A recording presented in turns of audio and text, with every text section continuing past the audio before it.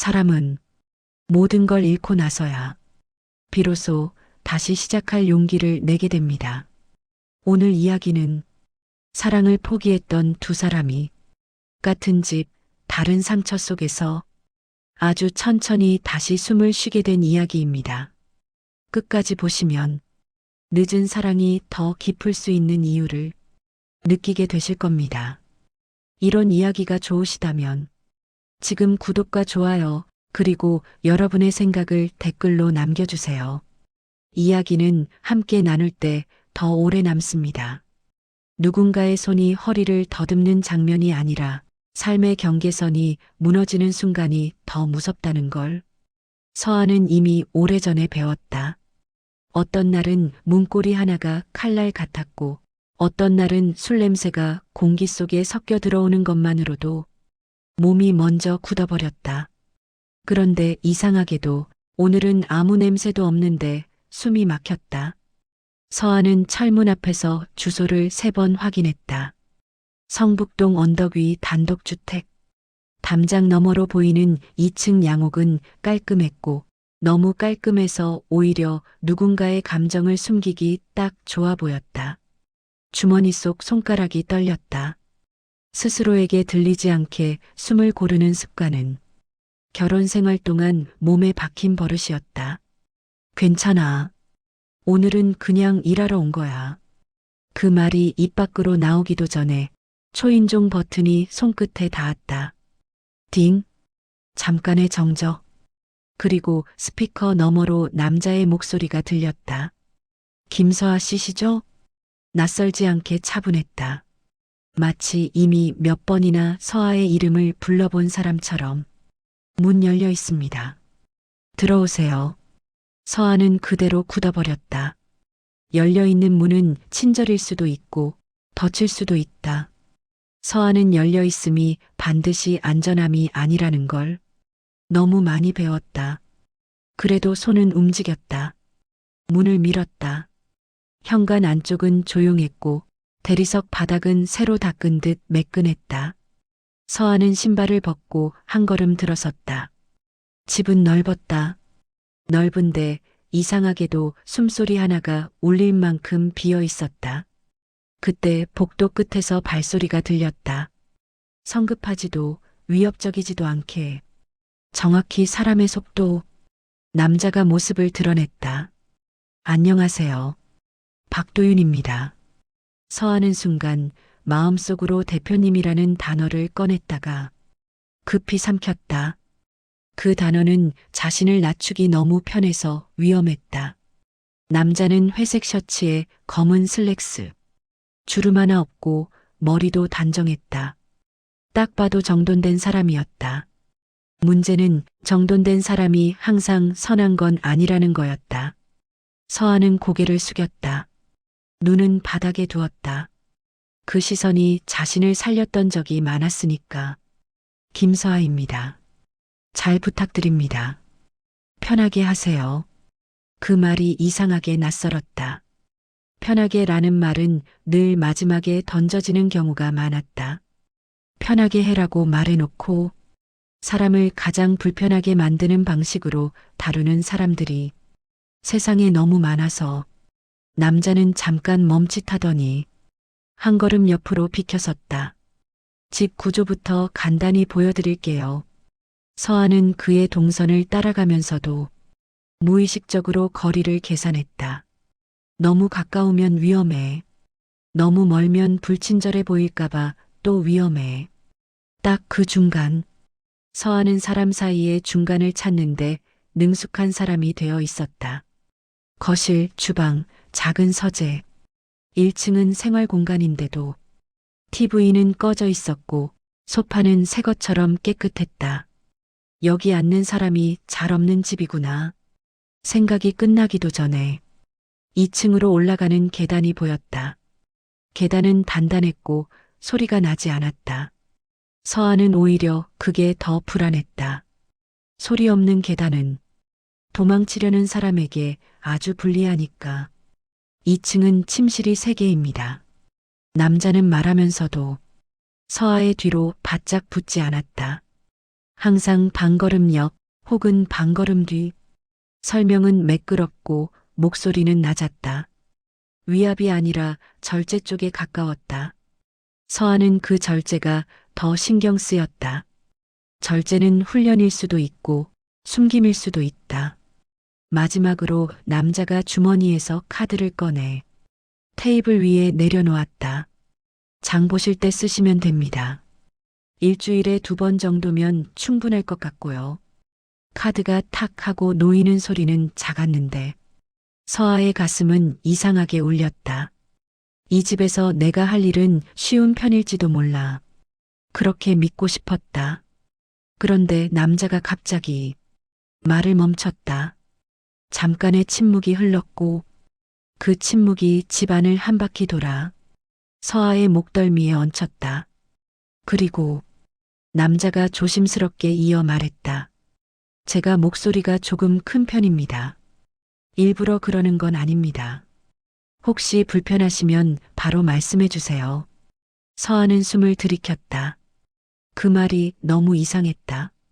대부분의 사람은 자기 단점을 미리 말하지 않는다. 그리고 특히 혹시 불편하면 말해달라는 말은 서아의 인생에서 늘 거짓말로 끝났었다. 그런데 남자의 표정은 거짓말을 할 때의 그것이 아니었다. 서아는 대답 대신 짧게 고개를 끄덕였다. 괜찮습니다. 괜찮다는 말은 대부분 거짓말이었지만 지금은 자신을 보호하기 위해 필요했다. 남자는 더 묻지 않았다. 오히려 한 발 더 물러섰다. 오늘은 천천히 둘러보세요. 필요한 게 있으면 말씀하시고요. 그렇게 말하고 남자는 서재로 들어갔다. 문이 닫히는 소리는 조용했다. 조용한 문. 서아는 그게 더 낯설었다. 낯설어서 무섭기도 하고 서아는 혼자 거실에 남았다.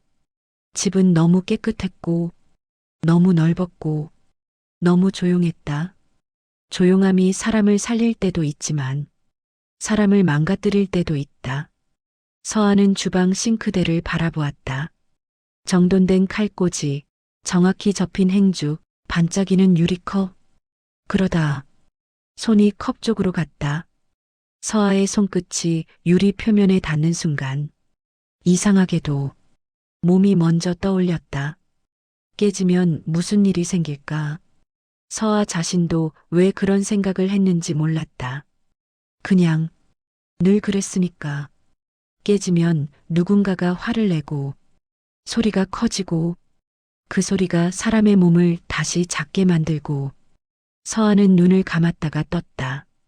여긴 다를 수도 있어. 믿고 싶은 말이었다. 하지만 진짜 두려운 건 혹시 이곳이 정말로 다르다면 서아가 다른 세계에 적응하지 못할까 봐였다. 그때 2층에서 아주 희미한 소리가 났다. 서재 쪽에서 들려오는 종이 넘기는 소리, 펜 끝이 탁탁 닿는 소리, 일하는 소리였다. 서아는 그 소리를 듣는 순간 이 집의 공기가 조금만 따뜻해진 것처럼 느껴졌다. 그 따뜻함이 서아의 목을 조였다. 따뜻한 건 늘 위험했다. 따뜻한 건 사람을 믿게 만들고 믿게 만든 뒤에 더 깊게 무너뜨릴 수 있으니까. 서아는 주방 불을 켰다. 청소를 시작해야 했다. 일은 일이다. 그런데도 이상하게 손이 자꾸만 떨렸다. 박도윤 이 사람은. 서아가 스스로에게 묻는 사이 서재 문이 아주 조금 열리더니 남자의 목소리가 다시 들려왔다. 김서아 씨. 서아는 본능적으로 어깨를 움찔했다. 그 짧은 반응이 너무 서러워서 서아는 고개를 숙인 채 대답했다. 네. 남자는 멈췄다가 천천히 말했다. 혹시 오늘 커피 괜찮으십니까? 서아는 그 말을 듣는 순간 머릿속이 새하얘졌다. 커피 한 잔이라는 말이 그냥 커피 한 잔이 아닐 수도 있다는 걸 서아는 알고 있었다. 그때는 아직 몰랐다. 이 집에서 시작되는 건 일이 아니라 서아의 삶 전체가 다시 움직이는 소리라는 걸. 그리고 그 움직임이 누군가에게는 구원이 될 수도 누군가에게는 끝이 될 수도 있다는 걸. 서한은 입술을 열었다. 하지만 그 순간 어떤 대답이든 다른 인생으로 들어가는 문이 된다는 걸 알아서 쉽게 말할 수가 없었다. 서한은 그날 이후로 이 집에서 소리를 세는 법을 먼저 배웠다. 박도윤이 출근할 때 문이 닫히는 소리, 신발이 현관 바닥을 딛는 소리, 차 시동이 걸렸다가 멀어지는 소리. 그 모든 소리가 사라져야 비로소 숨이 조금 편해졌다. 집에 혼자 남는다는 건 서아에게 늘 양면의 의미였다. 안정과 고립, 자유와 불안. 주방 싱크대 앞에 서서 행주를 쥔 채 한참을 서 있던 날도 있었다. 일은 익숙한데 이 집은 익숙해지지 않았다. 너무 조용해서 소음이 없는 집은 과거를 크게 만든다. 기억은 언제나 조용할 때 가장 선명해지니까. 서한은 일부러 라디오를 틀어두었다. 사람 목소리가 필요했다. 말의 내용은 중요하지 않았다. 그저 누군가 살아있다는 소리면 됐다. 그날 오전 컵 하나가 손에서 미끄러졌다. 쨍. 유리가 바닥에 부딪히며 깨지는 소리는 생각보다 컸다. 서한은 그대로 굳었다. 심장이 먼저 반응했다. 손보다 먼저, 머리보다 먼저. 아, 숨이 막혔다. 과거가 너무 빨리 도착했다. 이건 비싼 컵이야. 또 시작이야. 왜 항상 내가 문제야? 아무도 말하지 않았는데 서아의 머릿속에서는 이미 소리가 커지고 있었다. 그때 뒤에서 발소리가 났다. 서아는 본능적으로 어깨를 웅크렸다. 몸이 먼저 기억해버린 반응이었다. 김서아 씨, 박도윤의 목소리였다. 서아는 고개를 들지 못한 채 바닥에 흩어진 파편만 보며 말했다. 죄송합니다. 제가 바로 치우겠습니다. 말끝이 떨렸다. 손도 떨렸다. 다음에 올 말이 이미 예상돼 있어서. 그런데 아무 말도 들리지 않았다. 고함도 한숨도 짜증 섞인 혀차는 소리도. 대신 한 박자 늦은 숨소리. 다치셨어요? 그 질문이 너무 뜻밖이라. 서아는 고개를 들었다. 박도윤은 서아와 정확히 2걸음 떨어진 곳에 서 있었다. 다가오지 않았다. 유리는 제가 치울게요. 파편에 손 베일 수 있습니다. 아닙니다. 제가. 괜찮습니다. 그 말은 단정했지만 강요는 아니었다. 박도윤은 빗자루를 가져와 천천히, 정말 천천히 유리 조각을 쓸어 담았다. 서아는 그 모습을 믿을 수 없다는 듯 바라봤다. 화가 나지 않는 사람도 있구나. 실수를 이유로 사람을 작게 만들지 않는 사람도. 많이 놀라셨죠? 박도윤의 말은 사과에 가까웠다. 제가 갑자기 나타나서. 서아는 입을 열지 못했다. 그 말이 너무 낯설어서. 그날 저녁 박도윤은 혼자 식탁에 앉아 서아가 차린 밥을 먹었다. TV도 켜지지 않았고 전화도 울리지 않았다. 그는 밥을 먹으며 창밖을 보고 있었다. 서아는 설거지를 하다 말고 잠깐 멈췄다. 넓은 식탁, 한 사람, 조용한 숟가락 소리. 그 모습이 이상하게도 자신과 닮아 보여서 이 사람도 혼자인가. 그 생각이 들자 서아는 당황했다. 사람을 이해하는 순간 마음이 흔들리기 시작한다는 걸 서아는 알고 있었다. 며칠이 그렇게 흘렀다. 박도윤은 정해진 시간에 나갔다가 정해진 시간에 돌아왔다. 화를 내지 않았고 목소리를 높이지 않았다. 대신 작은 말들을 놓치지 않았다. 오늘 날씨가 쌀쌀하네요. 바닥 물기 조심하세요. 늦지 않게 퇴근하세요. 그 말들은 명령이 아니라 확인이었다. 서아가 사람으로 존재하는지 확인하는 말들. 어느 날 저녁 박도윤이 조심스럽게 말했다. 커피 한 잔 괜찮으실까요? 서아는 잠깐 망설였다. 고용주와 가정부. 그 선을 넘는 건 늘 위험했다. 하지만 박도윤의 표정은 외로움에 가까웠다. 한 잔만요. 그는 직접 커피를 내렸다. 핸드드립. 물의 온도를 맞추고 천천히 붓는 손. 서아는 그 손을 보며 생각했다. 이 사람은 함부로 하는 법을 모르는 사람일지도. 두 사람은 마주 앉지 않았다. 소파 양쪽 끝. 충분한 거리. 말도 많지 않았다. 그런데 이상하게 불편하지 않았다. 편하게 지내셨으면 좋겠습니다. 박도윤의 말은 부탁 같았다. 서아는 고개를 끄덕였다. 그날 밤 서아는 원룸 천장을 보며 오랜만에 생각했다. 여긴 다를지도 몰라. 그 생각이 조금 무서웠다. 다르다는 건 다시 믿어야 한다는 뜻이었고, 믿는다는 건 또 한 번 무너질 수 있다는 뜻이니까. 서아는 이불을 끌어안았다. 아직은 아니야. 아직은 선을 지켜야 해. 그렇게 스스로에게 말하면서도 마음 한쪽에서는 아주 작은 소리가 났다. 그래도 이 집은 조금 따뜻해. 비는 예고 없이 왔다. 하늘이 어두워지는 속도보다 서아의 몸이 먼저 반응했다.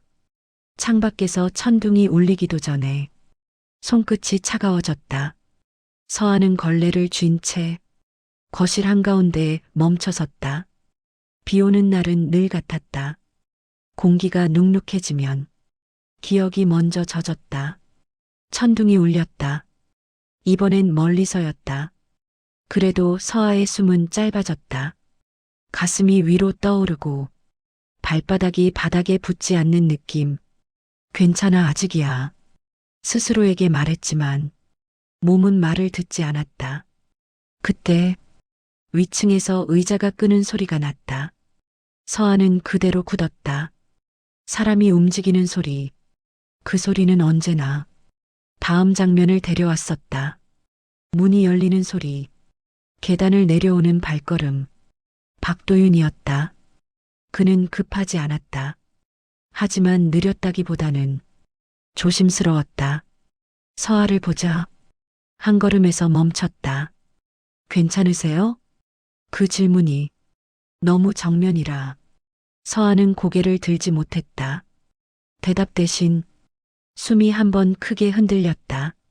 천둥이 바로 위에서 터졌다. 서아는 바닥에 쪼그려 앉았다. 손으로 귀를 막았다. 몸이 먼저 기억해버린 밤들이 한꺼번에 밀려왔다. 술 냄새, 닫히는 문, 날아오는 소리. 김서아 씨, 박도윤의 목소리는 낮고 일정했다. 다가오지 않았다. 손도 내밀지 않았다. 제가 여기 있습니다. 그 말이 이상하게도 명령처럼 들리지 않았다. 아무 일도 일어나지 않습니다. 서아는 눈을 감은 채 고개를 흔들었다. 죄송합니다. 그 말은 습관이었다. 맞기 전에, 버려지기 전에 항상 먼저 꺼내야 했던 말. 사과하지 않으셔도 됩니다. 박도윤은 바닥에 앉았다. 서아와 같은 높이. 하지만 거리는 그대로. 숨만 같이 쉬어봅시다. 그는 숫자를 세지 않았다. 지시하지도 않았다. 대신 자신의 숨소리를 조용히 들려주었다. 서아는 그 소리를 의식하지 않으려다가 결국 따라갔다.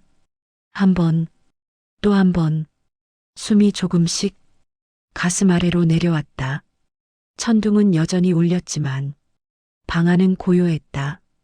얼마나 지났는지 모른다. 서아의 손이 조금씩 힘을 풀었다. 그제야 박도윤이 말했다. 제가 물을 가져오겠습니다. 그는 일어나며도 서아를 지나치지 않았다. 다시 돌아왔을 때 컵은 2개였다. 서아에게 하나를 건네고 자신은 조금 떨어진 곳에 앉았다. 천천히 드세요. 서아는 컵을 쥔 손이 아직 떨리는 걸 느꼈다. 그런데도 물을 삼킬 수 있었다. 비 오는 날 힘드신가 봅니다. 박도윤의 말은 캐묻는 질문이 아니었다. 확인에 가까웠다. 서아는 고개를 끄덕였다. 말하지 않아도 되는 질문. 그 배려가 가장 무서웠다. 저도 그렇습니다. 박도윤이 처음으로 자신의 이야기를 꺼냈다. 예전에 아내가 많이 아팠습니다. 그는 서아를 보지 않았다. 창밖의 빗줄기를 보며 말했다. 그때 저는 늘 늦었습니다. 서아는 그 말의 끝을 묻지 않았다. 묻지 않아도 알 수 있는 말들이 있다는 걸 서아도 알고 있었다. 그래서 알았습니다. 박도윤의 목소리는 조용했지만 단단했다. 사람이 무너질 때 필요한 건 설명이 아니라 곁이라는 걸요. 서아는 그제야 고개를 들었다. 박도윤은 여전히 거리를 지키고 있었다. 그 거리 안에서 서아는 처음으로 느꼈다. 이 사람은 나를 붙잡지 않으려는 사람이라는 걸. 그날 이후 비가 와도 서아는 혼자가 아니었다. 항상 옆방에 사람이 있다는 사실만으로 숨이 조금 쉬워졌다. 그리고 그 사실이 조금씩 서아의 마음을 흔들기 시작했다. 그건 사랑이라는 이름을 붙이기엔 아직 이른 감정이었지만 분명한 건 하나였다. 서아는 이 집에서 처음으로 도망치지 않고 머무르고 있었다. 서아는 요즘 아침이 조금 느려졌다. 예전엔 눈을 뜨면 곧바로 몸이 먼저 일어났다. 생각보다 앞서 움직여야 아무 일도 일어나지 않는다는 걸 몸이 알고 있었기 때문이다. 그런데 이 집에서는 눈을 뜬 뒤 몇 초쯤 그대로 누워 있어도 아무 일도 일어나지 않았다. 그 사실이 서아를 불안하게 만들었다.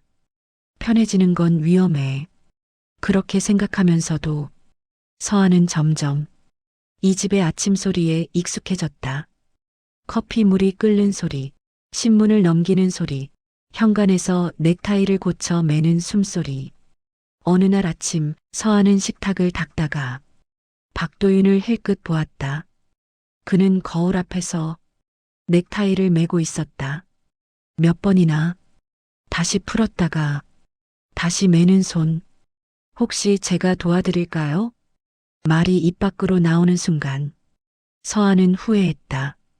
너무 가까워질 이유를 스스로 만든 것 같아서. 박도윤은 잠시 멈췄다. 거울 속에서 서아와 눈이 마주쳤다. 괜찮으시다면요. 서아는 천천히 다가갔다. 발걸음 하나하나가 조심스러웠다. 너무 가까우면 안 되고 너무 멀면 닿지 않는다. 서아는 넥타이를 잡았다. 손끝에 닿은 천의 감촉보다 그 아래에서 느껴지는 사람의 체온이 더 또렷했다.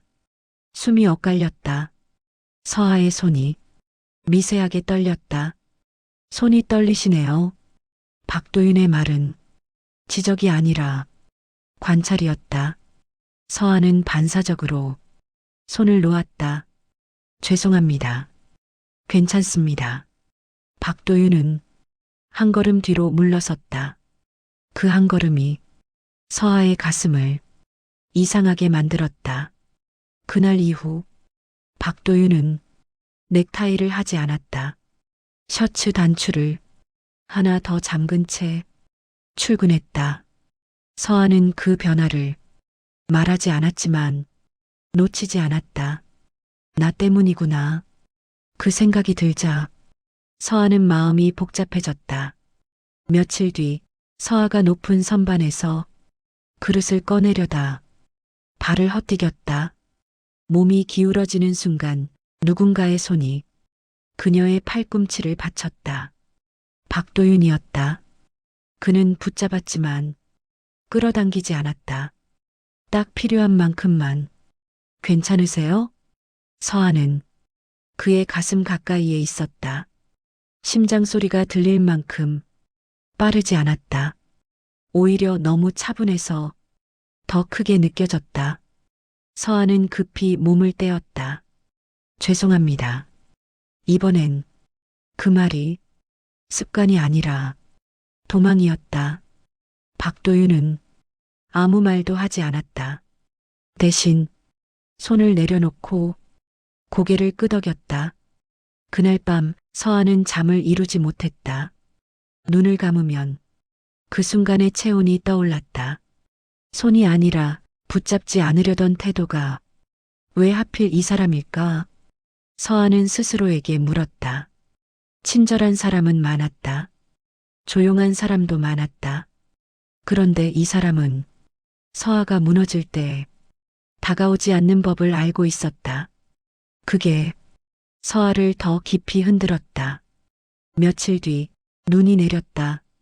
갑작스러운 폭설로 버스가 끊겼고 서아는 집으로 돌아가지 못했다. 게스트룸 쓰셔도 됩니다. 박도윤의 말은 아주 자연스러웠다.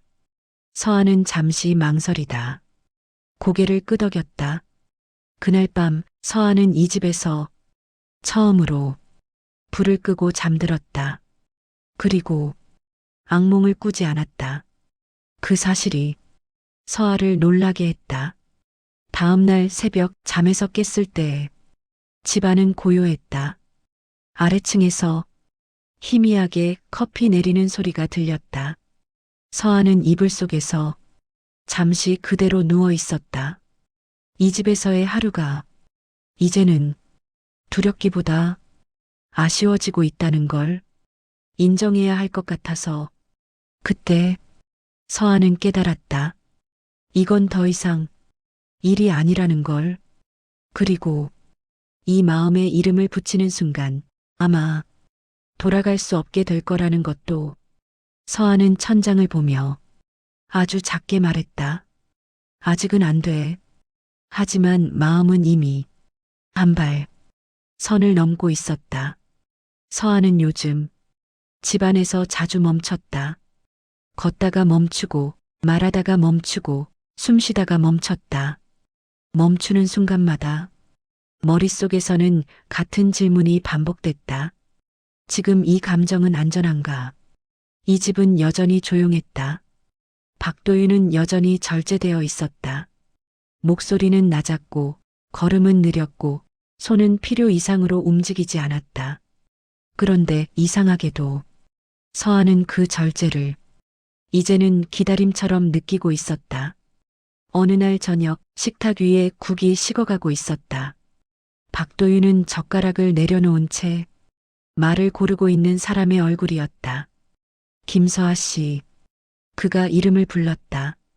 서아는 그 한마디에 이미 가슴이 내려앉았다. 이름을 부르는 방식이 조금 달라졌다는 걸 서아는 느끼고 있었다. 네. 요즘 제가 불편하게 한 건 없었습니까? 질문은 조심스러웠지만 피하지 않는 눈이었다. 서아는 숟가락을 쥔 손에 힘을 주었다. 아닙니다. 그 대답은 거짓말이 아니었다.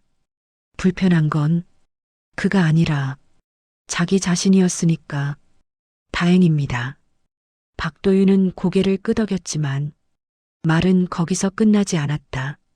그럼에도 불구하고 제가 요즘 조금 달라진 건 사실입니다. 서아는 숨을 멈췄다.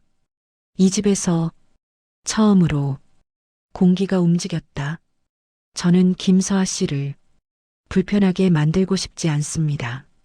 박도윤의 목소리는 여전히 낮았지만 이번엔 흔들렸다.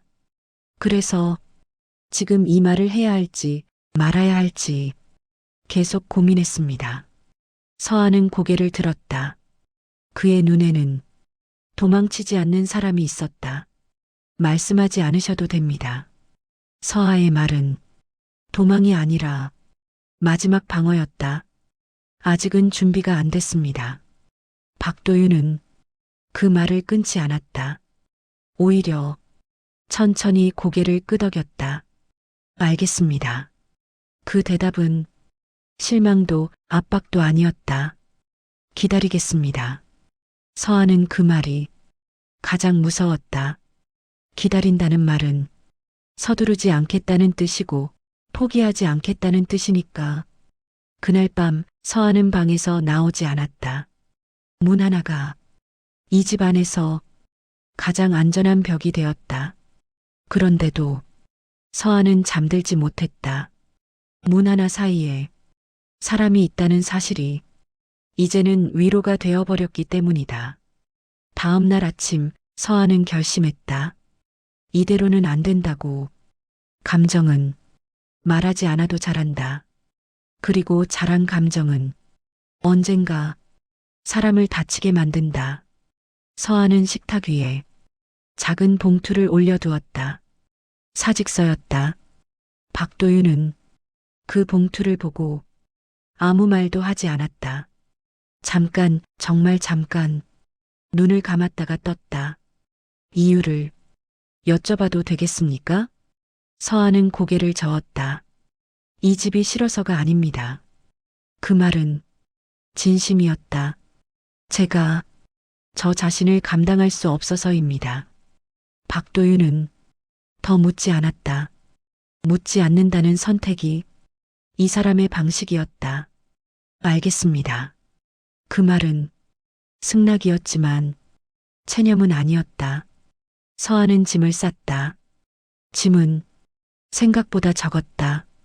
사람의 삶은 가방 하나에 다 들어가지 않았다.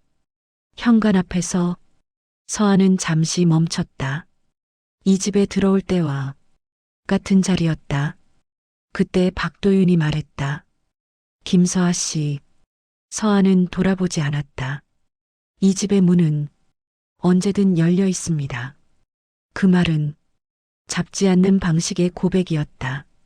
서하는 고개를 숙였다. 감사했습니다. 그 말은 이별이었고 동시에 인정이었다. 문이 닫혔다.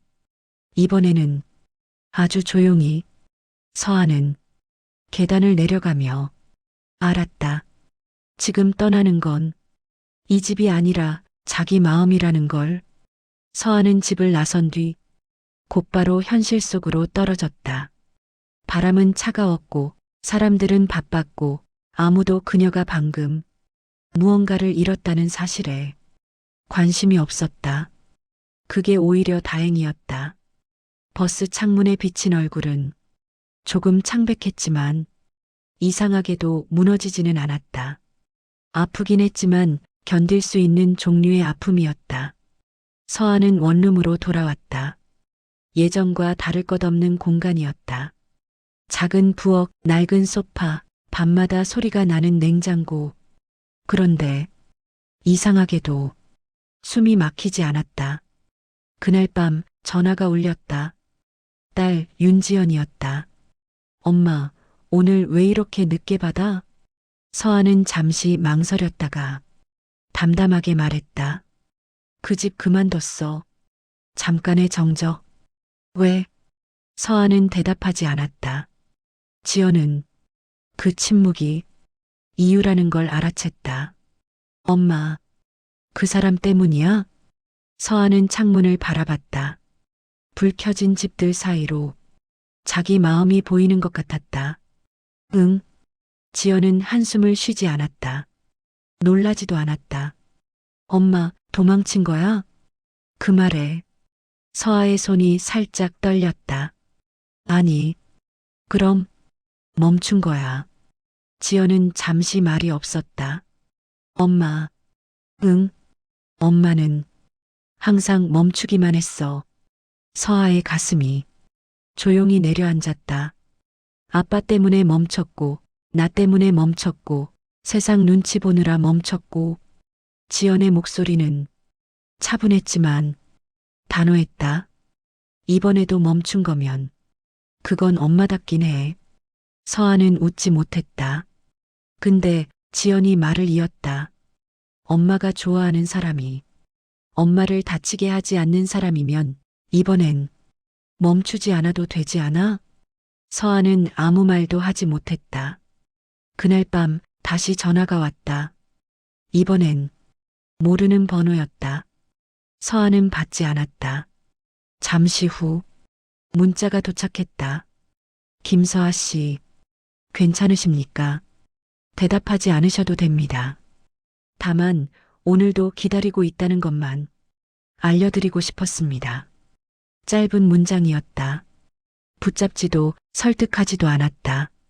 그게 더 잔인했다. 서아는 휴대폰을 내려놓았다. 그리고 천천히 바닥에 주저앉았다. 이 집엔 기다려주는 사람이 없었다.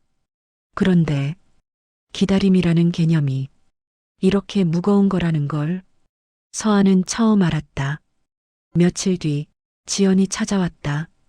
서아의 원룸에 앉아 차를 마시며 말했다. 엄마, 나 그 사람 만나볼까 해. 서아는 고개를 들었다. 뭐라고? 확인하고 싶어? 지연의 눈은 어릴 때와 같았다. 무서워도 피하지 않는 눈. 엄마를 정말 존중하는 사람인지 서아는 말리지 않았다. 말릴 수 없었다. 며칠 뒤 박도윤은 카페에서 지연을 만났다. 그는 먼저 자리에서 일어나 고개를 숙였다. 윤지연 씨, 지연은 그 태도 하나로 이미 절반은 확인했다. 저는 김서아 씨를 지켜야 할 사람이라고 생각합니다. 박도윤의 말은 간단했다. 곁에 있어도 되고 멀리 있어도 됩니다. 다만 그분이 다치지 않는 선택이라면 저는 그걸 따르겠습니다. 지연은 그 말을 오래 기억했다. 며칠 후 지연은 엄마에게 말했다. 엄마, 응, 그 사람 진짜야. 서아는 고개를 숙였다. 진짜라는 말은 기대보다 무거웠다. 그날 밤 서아는 처음으로 먼저 문자를 보냈다. 오늘은 조금 덜 무서웠습니다. 답장은 금방 왔다. 그것으로 충분합니다. 서아는 천천히 숨을 내쉬었다. 도망친 게 아니었다. 이건 다시 걸어가기 전이 잠깐 멈춤이었다. 봄비가 내리던 오후였다. 서아는 우산도 쓰지 않은 채 천천히 언덕을 올랐다. 익숙한 담장, 익숙한 초인종. 한때는 자신이 속해 있던 집. 하지만 이제는 들어가도 되는 집. 스스로에게 묻는 공간이었다. 손을 들어 초인종을 누르기까지 꽤 오랜 시간이 걸렸다. 그 사이 수많은 생각이 스쳤다.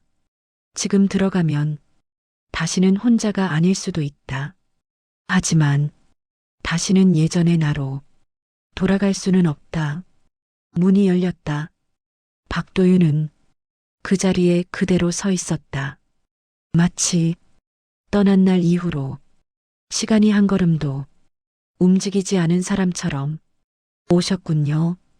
그는 놀라지도 급히 다가오지도 않았다. 서아가 스스로 들어올 수 있게 문을 더 열어둘 뿐이었다. 집안은 변한 게 없었다.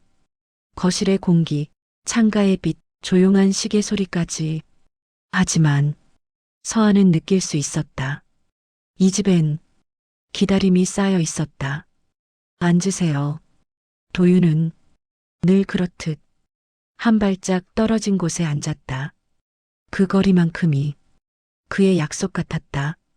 서아는 한참을 말하지 않았다. 그러다 아주 천천히 입을 열었다. 저는요, 아직도 무섭습니다.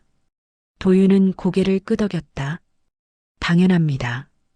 행복해질까봐요. 서아의 말에 도윤의 눈이 잠시 흔들렸다. 행복해지면 또 잃을까봐, 또 바닥으로 떨어질까봐. 도윤은 서아를 바라보며 말했다. 그래서 저는 서두르지 않겠습니다. 서아 씨가 앞으로 한 발 물러나면 저는 거기서 멈출 겁니다. 두 발 가면 저는 따라가지 않겠습니다. 서아 씨가 원할 때만 같이 걷겠습니다. 그 말에 서아의 손이 미세하게 떨렸다. 왜요? 왜 그렇게까지? 도윤은 짧게 웃었다. 저는 이미 혼자 살아본 사람입니다. 서아 씨는 선택입니다. 의무도 보상도 아닙니다. 서아는 고개를 숙였다. 그리고 처음으로 말했다. 그럼 천천히 해도 될까요? 도윤의 숨이 조금 깊어졌다. 네, 아주 천천히. 서아는 자신의 손을 조심스럽게 내밀었다. 도윤은 즉시 잡지 않았다. 서아의 손이 떨림을 멈출 때까지 기다렸다. 그리고 아주 가볍게 손끝이 닿았다. 그 순간 서아는 알았다. 이건 사랑의 시작이 아니라 안전의 시작이라는 걸. 밖에서는 비가 그치고 있었다. 서아는 처음으로 그 집에서 창문을 열었다. 차가운 공기가 들어왔다. 하지만 이상하게도 춥지 않았다. 오늘은 서아가 말했다. 오늘은 여기까지요. 도윤은 미소 지었다. 충분합니다. 서아는 현관으로 향하며 마지막으로 말했다. 다음엔 잠시 멈췄다. 제가 문을 열어볼게요. 도윤은 대답하지 않았다. 그저 고개를 끄덕였다. 문이 닫혔다. 하지만 이번엔 닫힌 게 아니었다. 서아는 계단을 내려가며 처음으로 울지 않았다. 봄이 오고 있었다. 늦었지만 확실하게 사랑은 항상 젊을 때만 찾아오지 않습니다. 때로는 상처가 가장 깊어졌을 때 가장 조심스럽게 문을 두드립니다. 오늘 이야기 속 두 사람처럼 완벽하지 않아도 서로의 곁이 되어줄 수 있다면 그것만으로도 충분한 사랑일지도 모릅니다. 이 이야기가 여러분 마음 한켠을 조금이라도 따뜻하게 했다면 좋아요, 구독, 그리고 여러분의 이야기를 댓글로 남겨주세요. 다음 밤에도 조용히 진짜 어른의 사랑 이야기로 다시 찾아오겠습니다.